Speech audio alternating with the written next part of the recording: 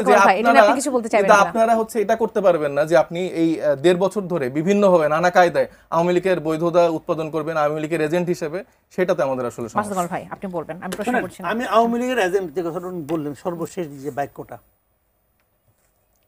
আমি এখানে বসেই ওপেন চ্যালেঞ্জ করে দিচ্ছি যে আমি আওয়ামী লীগের কাছ থেকে ১ টাকার সুবিধা পাইছি, ১ টাকা যদি কেউ প্রমাণ করতে পারে। আমি সাংবাদিকতা করি আজকে ৩৬ বছরের ভাই, এই ৩৬ বছরে আওয়ামী লীগের কোনো একজন সদস্য বাদ দেন, আওয়ামী লীগ পার্টি করে তাও বাদ দেন, আওয়ামী লীগের এমপি মন্ত্রী বাদ দেন, আওয়ামী লীগের ব্যবসায়ী একটা লোককে কেউ যদি বলতে পারে যে মাসুদ কামাল আমার কাছ থেকে ৫ টাকা নিছে, ভাই আমি একটু যতটুকু বুঝতে পারছি গত ১৭ বছরের কথা উনি বলেন নাই। যেটা বললাম যে মাসুদ কামাল ভাইয়ের আসলে এগুলো বলতে খুব আনন্দ পায়, এখন আনন্দ পায় এই জন্যই যে তারা তো আসলে চেয়েই ছিল যে আসলে এই ব্যাপারগুলোই ঘটুক, মানে এটা কিন্তু তার বলার মধ্যে একটা খুশি আছে, আনন্দ আছে। কারণ হচ্ছে যে তারা বিভিন্নভাবে আমি দেখছি যে উনি ডে ওয়ান থেকেই এই সরকারের সবথেকে বড় সমালোচক। ফাইন, কোনো সমস্যা নেই, আমি ভুল করলে উনি আমার সমালোচনা করবেই, কিন্তু উনি এমনভাবেই বসেছেন যে মানে মানে পানের থেকে চুন খসলেও সে এটা নিয়ে সমালোচনা করছেন এবং নানাভাবে শেখ হাসিনার বৈধতা তিনি উৎপাদন করছেন। ১৭ বছর ধরে হাসিনার শাসন আমল কিভাবে বৈধ ছিল এবং কিভাবে তারা সিস্টেমেটিক পদ্ধতিতে আইনের মধ্যে থেকে সব কার্যক্রম চালনা করেছেন এবং তার আসলে এরকম কোনো ভুল নেই, সেটা তিনি যেভাবে ওয়ারেন্টে উৎপাদন করেন এবং এখন এই সরকারের যে কি ভুল এবং তার সাথে একটা পার্থক্য তৈরি করে দিয়ে তার এই আনন্দটা হচ্ছে। আমি আরেকটু বলে দিই, তিনি বিভিন্ন সময়ে আমরা দেখতে পাচ্ছি যে বলার চেষ্টা করছে যে আওয়ামী লীগকে কিভাবে প্রাসঙ্গিক করা যায় নির্বাচনে। কেন করছেন ভাইয়া আওয়ামী লীগকে প্রাসঙ্গিক করার কেন চেষ্টা করছেন আর আনন্দ পাচ্ছেন কেন এই বিষয়গুলো নিয়ে আসলে এইভাবে কথা বলার সময়? না এটা তো ওনার মনে হচ্ছে। হ্যাঁ, ওনার প্রশ্ন উত্তরে দিতে চাইবেন কিনা এটা তো ওনার মনে হচ্ছে, মানে আমি পাচ্ছি কিনা এটা তো আমি মনে করি না। শুনেন আমি বলি, এই পুরো এনসিপিতে যত লোক আছে, আমি আঙুল দিয়ে বলে দিলাম, এই এনসিপিতে যত লোক আছে এই সবাই নেতা থেকে শুরু করে কর্মী পর্যন্ত গত ১৫ বছরে লেখায় কথায় বলায় হাসিনার বিরুদ্ধে যা বলছে সব যোগ করলে আমি যা বলছি তার অর্ধেক হবে না। ঠিক আছে, কথা বলি, আমি এটা চ্যালেঞ্জ দিলাম, আপনি আসেন। ঠিক আছে, আমি একটু বলতে আমার তার অর্ধেক হবে না। মাসুদ কামাল আমি কি তখন লিস্ট নেই? আচ্ছা, আমি বলি নাই। আপনি যেটা বলতেছেন যে হাসিনাকে প্রাসঙ্গিক করার মাধ্যমে, আমি এ পর্যন্ত আমি আপনাকে চ্যালেঞ্জ দিয়ে বলতেছি, গত ৫ই আগস্টের পর থেকে হাসিনার পক্ষে আমি একটা শব্দ উচ্চারণ করছি, একটা শব্দ। আপনি গতকালকেই আপনার নিজের যে ইউটিউব চ্যানেল সেখানে আপনি বলেছেন মানবাধিকার সংস্থার উল্লেখ করে আপনি প্রসঙ্গ উল্লেখ করেছেন যে একটি নির্বাচন হতে যাচ্ছে, সেখানে আওয়ামী লীগ থাকবে কিনা এটা শিওর না, আওয়ামী লীগ ছাড়া আসলে এটা আসলে অংশগ্রহণমূলক নির্বাচন হবে কিনা সেটা আসলে সংশয়ের জায়গা আছে। এবং আপনি আরো বলেছেন না, আপনি আওয়ামী লীগের কথা বলেছেন, তো কি হইছে? আপনি তাহলে আওয়ামী লীগকে কি আপনি বৈধ করছেন? আমি কি বলছি শুনেন, কথাটা খেয়াল করেন আমি কি বলছি। এবং আপনি বলেছেন যে ইউনূস সরকার ঠিক হাসিনা সরকারের মতোই কার্যক্রম অবশ্যই করতেছে। তার মানে আপনি বলতে যাচ্ছেন যে আওয়ামী সরকার হাসিনার মতোই করতেছে। আওয়ামী লীগ যে রাজনৈতিক দল হিসেবে একটা মানে সন্ত্রাসী সংগঠন, এটাকে আপনি বৈধতা দিতে যাচ্ছেন না।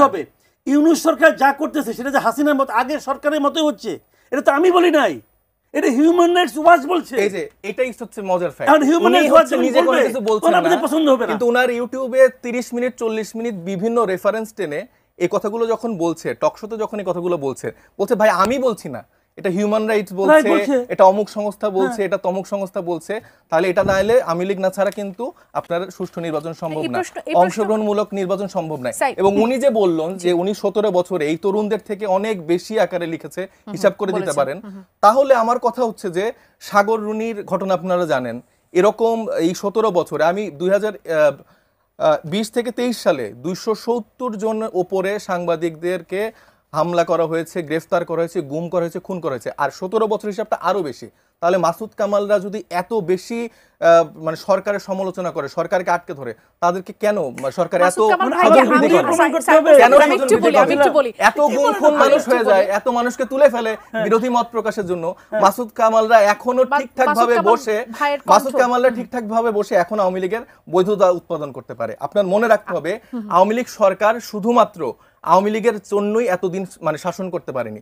তাদের যেরকম সেনাবাহিনীতে নিজেদের লোক ছিল, সাংবাদিকের মধ্যে নিজেদের লোক ছিল, প্রত্যেকটা প্রতিষ্ঠানে তারা এরকম মানুষকে, মাসুদ কামাল ভাইদের মতো মানুষকে বসিয়ে রেখেছিল, যার জন্য তারা এখন এই সময়টাতে থেকেও অপ্রাসঙ্গিক থাকেও মাসুদ মাসুদ কামালরা কামাল ভাই তারা তারা আওয়ামী লীগ তাদেরকে শাসন বৈধতা আমলে প্রদান কখনো করছে। তার কণ্ঠ কেউ রোধ করতে পারেনি।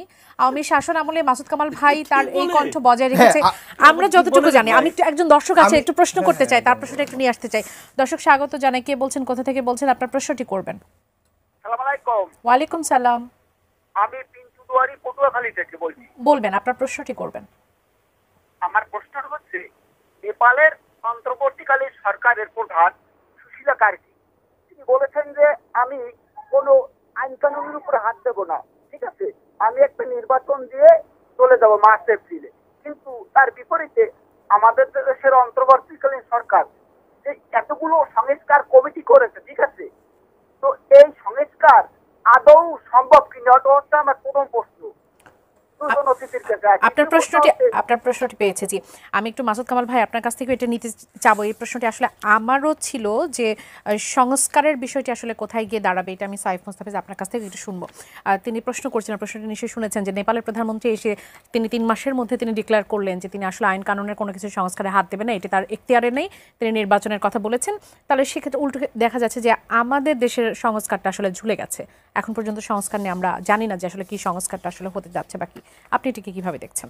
শুনেন, এরা সংস্কার করতে যাচ্ছে, এই সংস্কারটা এখন ঝুলে গেছে এই কারণে যে এই সংস্কারের শুরুটাই ঠিক ছিল না, এবং শুরুর থেকে আমি বলছিলাম কেন ঠিক ছিল না। এখন শুরুর থেকে বললেই তো খারাপ হয়ে গেলাম।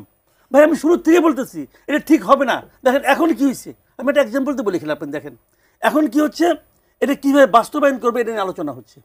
প্রথমে আবদার উঠলো যে এটাকে সংবিধানের উপরে জায়গা দিতে হবে, তারপরে আরেকটা আবদার আসলো যে এটা নিয়ে কোনো আদালতে যাওয়া যাবে না। আমি তো একটা কথা সবসময় বলি যে nothing can go unchallenged, nothing, nothing মানে নাথিং, কোনো কিছুকে আপনি আনচ্যালেঞ্জ ছাড়তে পারবেন না।